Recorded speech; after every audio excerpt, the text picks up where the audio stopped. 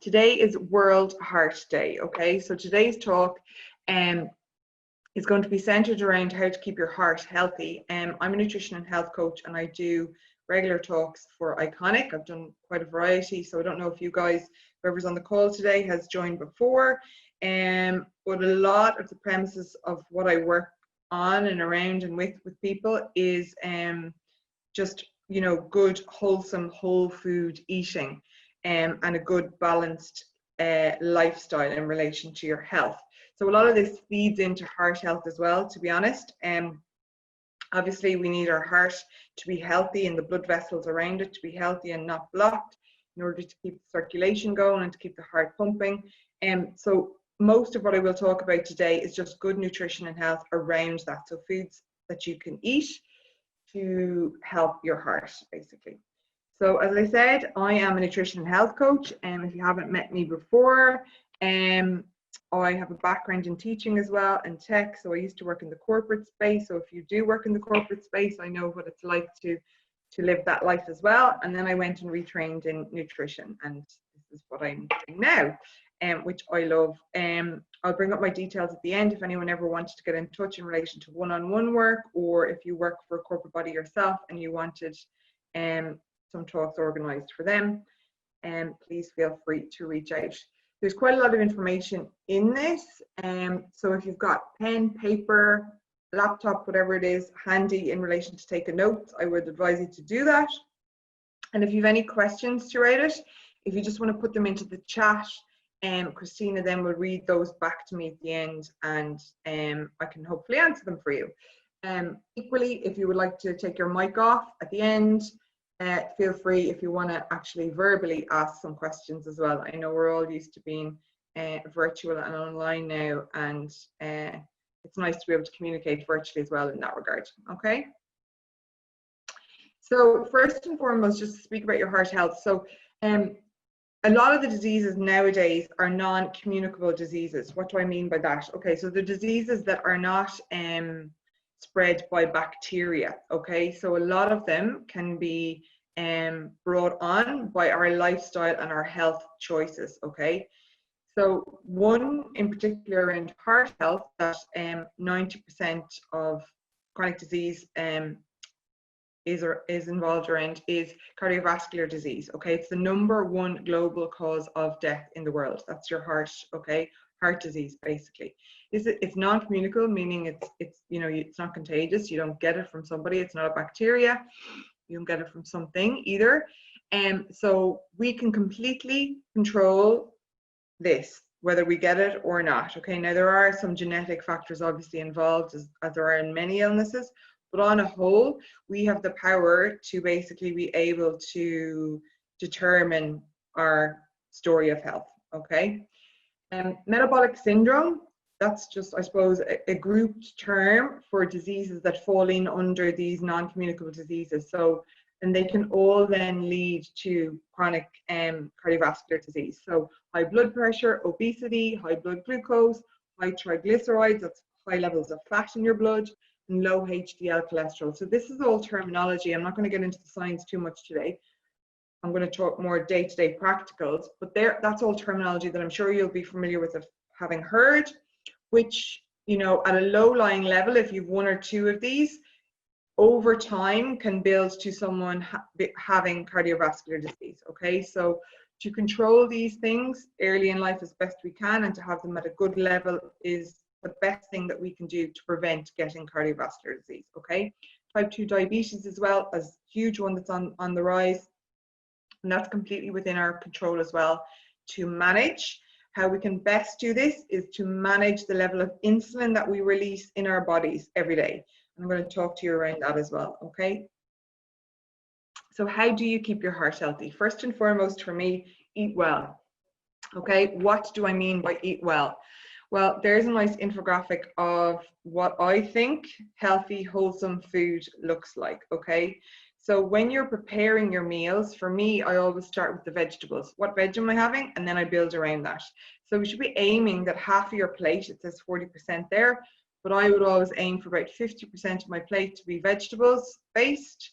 And then I build my protein and my fats around that. So I'm going to talk to you around the levels and the portions that you should be having around those in a few slides. But you should be concentrating on every plate that you're eating, thinking about your macronutrients on that plate. So they are your proteins, your carbs, and your fats. And then you look into your micronutrients. And the micronutrients in particular are the ones that can play key roles in relation to heart health.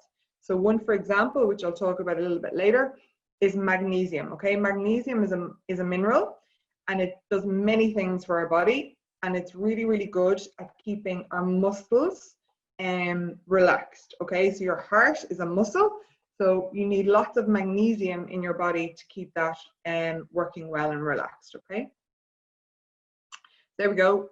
Lots of color, lots of variety there. This is what food is to me. Okay, we eat with our eyes first and foremost. Okay, so what do I mean by eat well? So whole foods. Okay, so ideally something that does not come in a package or have a label or ingredients in it. Proteins, carbs, and fats I just spoke about. So we have 9 essential amino acids in protein. We don't store protein, and those essential amino acids mean that our body does not make them. So we need to eat protein to get those amino acids into us. Equally with the fats, 2 essential fatty acids, omega-3 and 6. Body does not make them. We need to eat foods with those in them to get them into our body. Okay, why are fats, good fats, omega-3s and 6 so important for us? Well, our brain is up to 80% fat, and our cells are protected by a membrane of fat. So without putting healthy fats into your body, you cannot protect your brain or your cells. All right. Carbohydrates. There are no essential carbohydrates. However, carbohydrates are important for us to function and feel well. So when we are choosing them, and I'll go through a list of the different types that I would classify as being healthy on the carbohydrate spectrum, try your best to choose unrefined and fibrous. So what do I mean by that? Fibrous meaning the darker the variety, the more fiber that's in them. So if we look at rice, you go white rice all the way up to black rice. So black rice is going to have more fiber in it than your white rice will. Resistant starches are cooled carbohydrates that are not reheated, that basically have more fiber in them and less carbohydrates.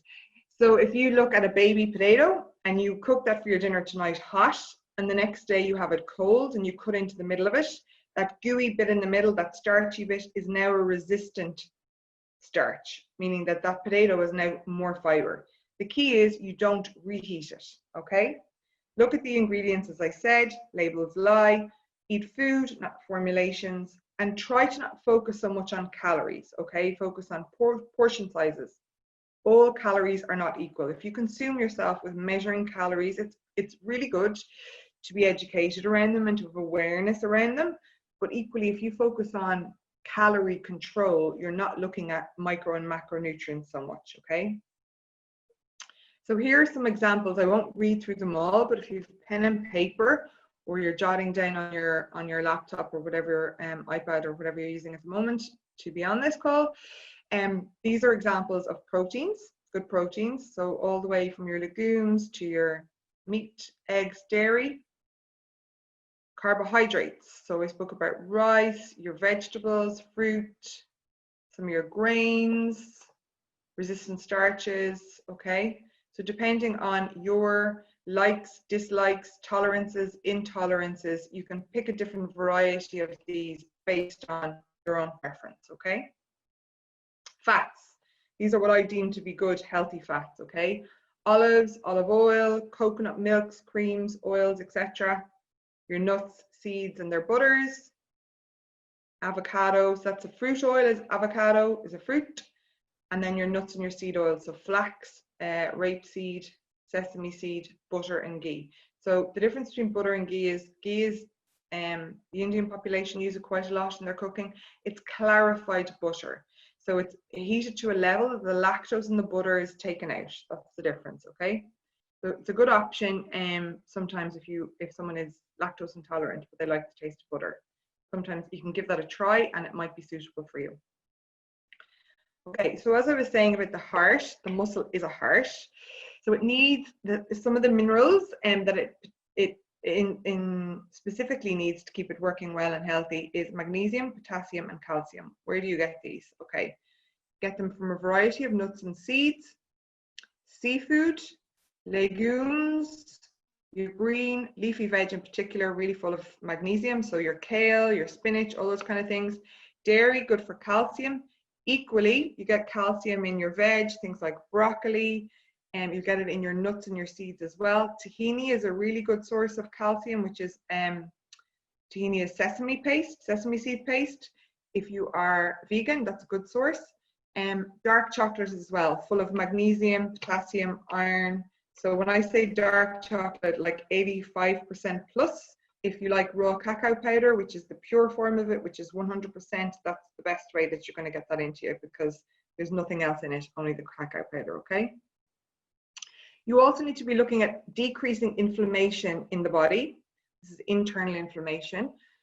So how can you do that, okay? So you need to be careful. So in that, you can eat a variety of anti-inflammatory foods, but you could also be eating a variety of inflammatory foods, okay? So you're not really helping yourself balance things out here. So if you feel that you have some form of inflammation going on internally, it's a really good idea to start eating anti-inflammatory foods whilst slowly removing the inflammatory foods, okay? So inflammation in the body, there can be many reasons and many causes, and that can be dependent on you and your situation. But in general, the food groups or food types that cause inflammation in the body are highly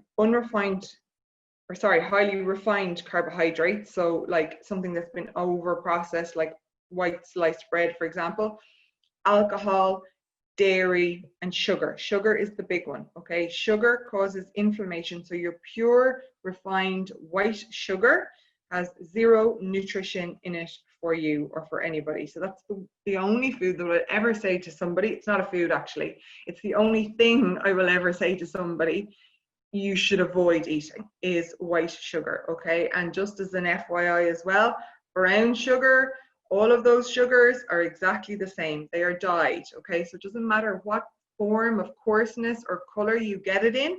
If it comes from sugar beet, sugar cane, all the same, okay? It's sugar. Eat anti-inflammatory foods. What are they? Herbs and spices, vitamin C, vitamin E, ginger, turmeric, nuts and seeds, legumes, green leafy veggies. The list is endless, okay? These are all really, really good for you. But again, depending on you and your tolerances. So for example, I've listed lots of nuts and seeds there. You could be allergic to nuts, so therefore you're not going to go near them, okay? So it's all relative to you. And that's what nutrition is. It's food and your interaction with food. So I just wanted to show you in relation to labels lying and ingredients telling the full story. This is an example of a vegan ice cream. And literally, if you look at the ingredients here, the first thing is water and the second thing is sugar. And you go down through the list. Basically, it's a lot of stuff you won't recognize. But the first thing there is it's sugar water. That's all that it is. It's sugary water, okay? And it's been frozen. And they sell it to you as ice cream if you're a vegan. So just be cautious of these things. Look at the back of the packet for the ingredients. Here's another example. This is whole grain brown bread, okay? So you look at the ingredients. First ingredients is flour, wheat flour. What does that mean? That's white flour. So whole grain has been sold to you basically by them putting in, they put in like, they don't even tell you the percent, but it's a much lesser percent of the wholemeal flour than the wheat flour, okay? So what do I mean eat food right? Okay, so that's the name of my business. And what I mean by that is, and this is particularly of importance in relation to your heart health, it's not only the what that we eat, but it's the why, when, where, and how we eat that has an impact on what we eat and has an impact on how we absorb, digest, and assimilate what we eat, okay? So in particular in relation to your heart, you know, if we are rushing and stressing and trying to do 50 different things at once and eat at the same time, we're not really doing any of those things fully, okay? And you're putting your digestive system under pressure, your heart under pressure, your mind under pressure, etc., etc. So if you're eating, sit down and eat. You know, try to be mindful about it, relax, chew your food. Really important that you chew your food. Try to eat somewhere that is a designated place to eat. So at your table, not in your bed, for example. Sitting, not standing. be mindful of why you're eating, okay? Are you eating because you're hungry? Are you eating out of boredom? Are you eating, you know, because you crave sugar? Like, what is the reason that you are eating, okay? Intermittent fasting is a terminology that some people are scared of. It literally just means taking a break. There's no real fast involved. It means taking a break from eating food. So that can be 12 hours, it can be longer depending on you. So I would just advise people to be mindful that we shouldn't always be eating. Our body needs time to not release insulin and to basically have a break and rest and be able to digest, okay, at nighttime. So if you give yourself a window of 12 hours every day from 8 in the morning to 8 in the evening, for example, as your designated time for your 3 meals, that's a really good time that you know, this is when I eat, and my body knows I have 12 hours to rest at night from eating, okay? Again, what do you eat? I've spoken about the good examples of protein, carbs, and fats.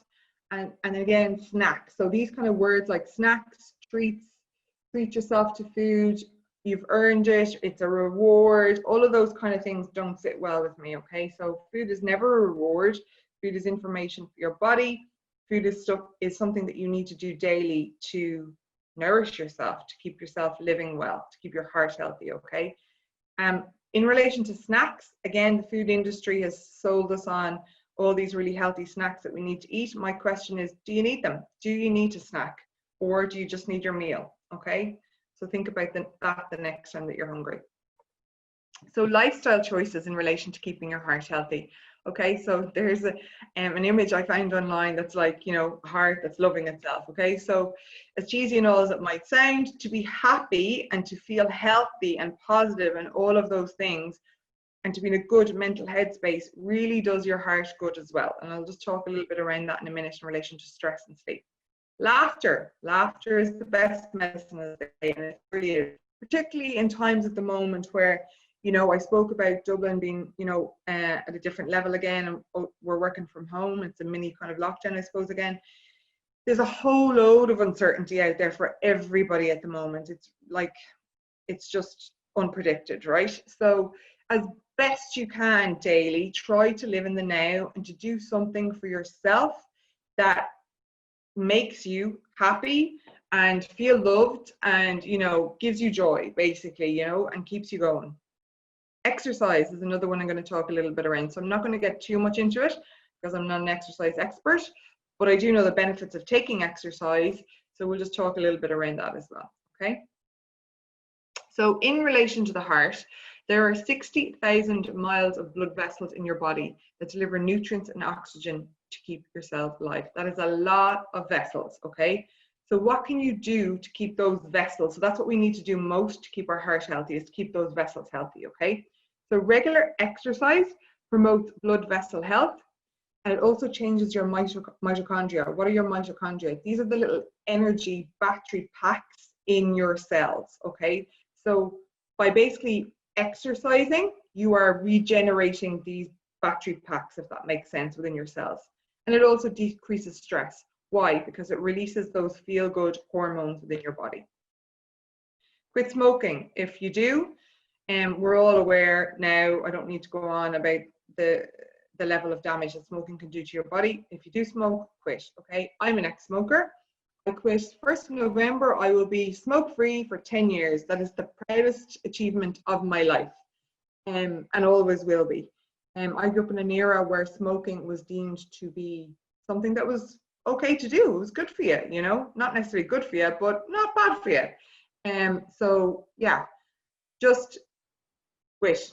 That's my words on that one. If you do smoke, you can do it, okay? Decrease stress. I will talk to you about that in a little more detail in a minute. Why in relation to your heart, okay? It enables plaque to build up. So plaque is like, it's just a substance that blocks our arteries and our veins, okay? And it builds up in your arteries, and that can increase cholesterol, and it depletes magnesium, okay? Now, cholesterol got a bad rap for years and years and years and years. Okay, what is cholesterol, okay? Cholesterol basically is, I'm going to talk about it in the next slide, but it's a substance that our body naturally makes, okay? So If you are not eating foods that have cholesterol in them, your body will make a level of cholesterol anyway, because you need it to make your hormones. It does many things in your body. It makes your hormones, it makes your bile. Okay, so we need cholesterol. And your body will compensate if you don't eat foods with cholesterol in them. So some foods, some healthy foods that have naturally got cholesterol occurring in it, are okay to eat. Okay, so we'll run through that in a second. As I've already said, make your heart happy, have a sense of purpose and good community connections, particularly at the moment. Okay, so you know, a lot of things are online and virtual, whatever. If you can physically see people at the moment in whatever setting, outside, you know, to have a laugh, have a giggle, you know, do a class outdoors, whatever it is, do that, you know, if it's possible for you to do it. Play, find joy and have fun. Okay, so all of our hormones are made from cholesterol. It makes our bile, so we need bile. Bile is stored by our gallbladder and it's released when we eat fats to help us to break down fats. Okay, cholesterol is only found in animal foods, so it's in the egg yolk, prawns and dairy. Okay, we make up to 80% of the cholesterol ourselves in our liver. Okay, so as I said, let's say for example there you're vegan. Okay, you're not going to eat eggs, prawn or dairy. Your body is still going to make cholesterol for you to make hormones. Does that make sense?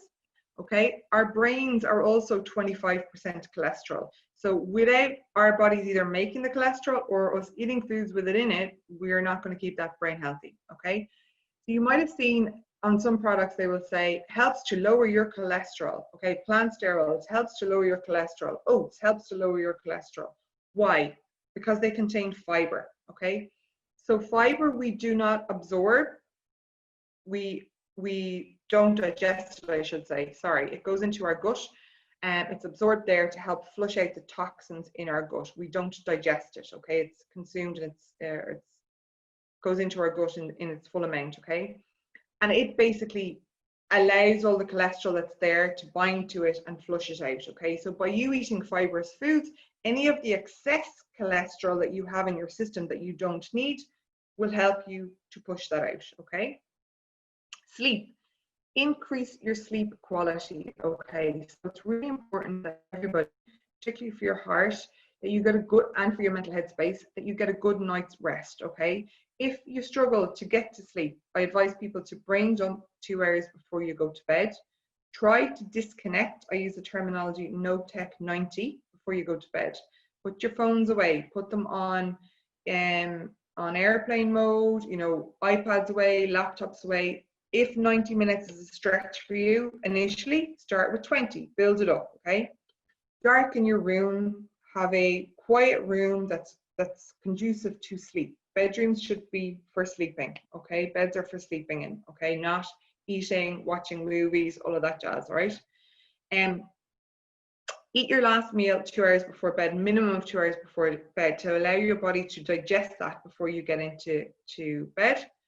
Caffeine, a big one. Okay, it blocks the receptors in our brain from allowing sleep to happen. Okay, so eliminate caffeine after 1 p.m. if at all possible. If you currently drink tea or coffee, let's say for example up until 10 p.m. at night, start slowly, wind that back, you know, till 6 and then to 5 and then to 4. Okay, visualization techniques, repetition techniques, really good as well. So if you struggle to get to sleep, like anything, if your mind can see it, your body can achieve it. Okay, so start to visualize yourself being in bed, relaxed and falling asleep. Repetition techniques is something that sometimes I use. I thankfully very rarely struggle to fall asleep, but if I do, repetition techniques, and this is a particularly good one if you wake up in the middle of the night. What does it mean? It's literally like counting sheep. You know, when you were a child, your parents or a guardian, whoever might have said to you, count sheep and it will get you back to sleep. It's the repetition of doing something. So for me personally, I use the number 1. If I wake in the middle of the night and my brain is going and I'm trying to unwind again and get back to sleep, I will repeatedly say 1, 1, 1, 1 in my head. And what it does is it switches your brain off from thinking about other stuff because you're repeating that. Okay. Exercise is really good, as we've said, for you, but it can also increase your stress hormone, which is your cortisol hormone. Okay, depending on the level to which you exercise. So in that regard, don't exercise later in the evening, because you're just going to be increasing your stress hormone at night, and we need to be decreasing that one at night. Okay. There's an infographic of your circadian rhythm. What is that? That is your sleep, your daily life cycle, I should say, 24 hours of the human body, and what's best for you to do at what times. Okay. So you can have a look at that on Google. You'll find an image, and it's just a good one to start yourself off well on in relation to if you're trying to get better at going to bed earlier, you know, eating at regular times, etc., etc. Okay, things that affect our sleep. Lots of things, okay? Outside factors. So here's an example. If you sleep in a hotel room, you might, a lot of people say, I didn't sleep great. Your senses are more heightened in an environment that you're not used to, okay? So your sympathetic nervous system, which is your stressed nervous state, is at a higher level.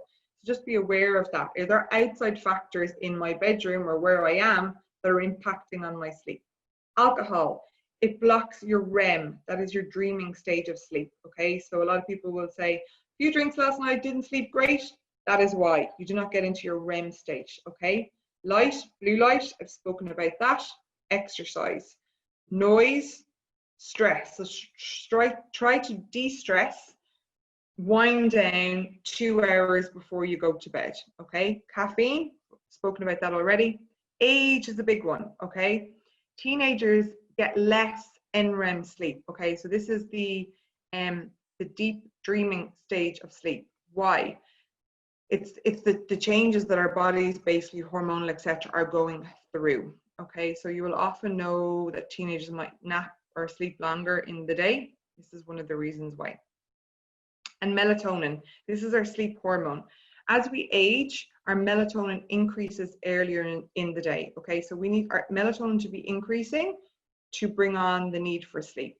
Okay, that's why the elderly sometimes will nap in the afternoon, because their melatonin already start to increase.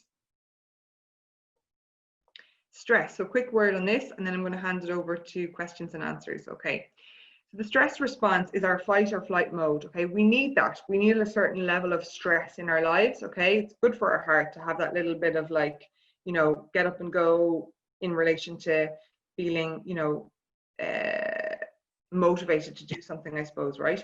But we tended to be living pre-COVID, I should say, in a society where we potentially were on that, you know, fight or flight mode way too much. Okay, so ideally we should be in the relaxed state 80% of the time, and the fight or flight state 20% of the time.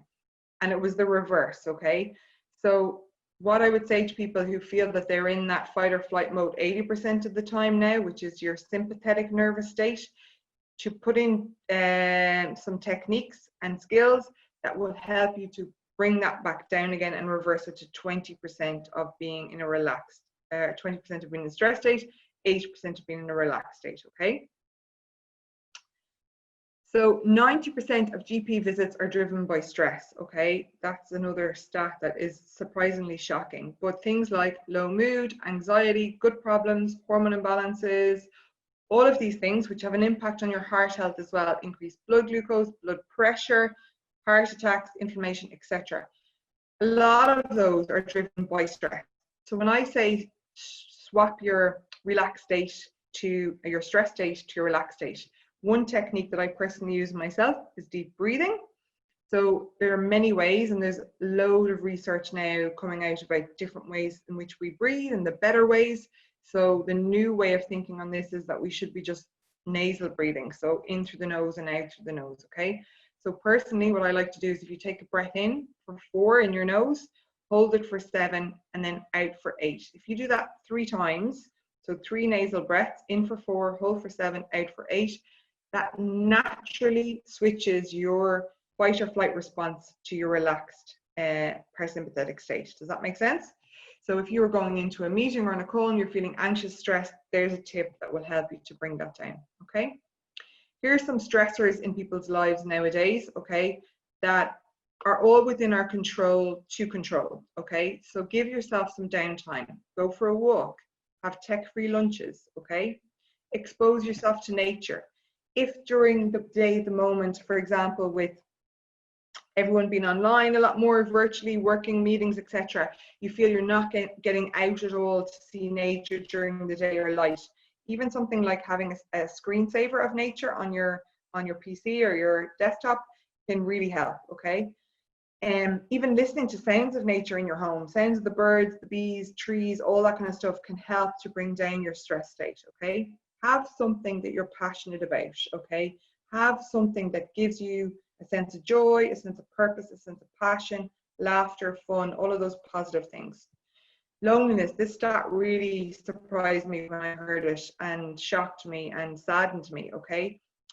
It's highest in men aged between 30 to 45, and it has the same impact on the body, on the heart, as smoking 15 cigarettes a day, okay? So there's a big difference between being alone and feeling lonely. A lot of us might be alone at the moment at home in relation to working from home, but that's very different from feeling lonely. So whatever way you can to build your communities to not feel lonely right now, do that, okay? Breathing, I've already spoke about that, 4, 7, 8. Okay, so just a quick recap before I head over back to Christina for the questions. Your heart's health, no more than the whole health of your body, is in your hands, okay? Think food is information that enables your body to function. So for me, eating is always a pleasurable experience, always, okay? I love everything about it. So when you're eating food, think about the nutrition and the nourishment that's in it for you. Eat for the prevention of future illness. So we shouldn't be thinking about, I'm eating to, you know, put calories into my body, or I'm not eating this because this is bad for me, or I'm eating this because Rachel said this is good for me, okay? Eat for taste, for pleasure, and to prevent future illness, okay? Sleep well. Focus on, you know, it's your superpower. We have all of the same access to it. It's free. You know, we really should be focusing on getting a good quality night's sleep every night if possible. Stress less. Use whatever management techniques you know work for you to allow you to stress less, okay? Make lifestyle choices for the prevention of future illness. Like I've spoken about, good sleep, exercise, okay? Eating well. And aim for progress and not perfection. That's a big one for me that I always work with my clients. You know, Rome wasn't built in a day. There's no such thing in my mind as being perfect. Everyone should just be progressing daily, okay? So if you get that in your head even, it will really help to set you on a good page in relation to building good health and nutrition for you for life, okay? There are my details. If anyone would like to reach out ever in relation to getting in touch with me, one-on-one help, or to do talks for yourself, you can check out my website, eatfoodright.ie, and all of the information is there.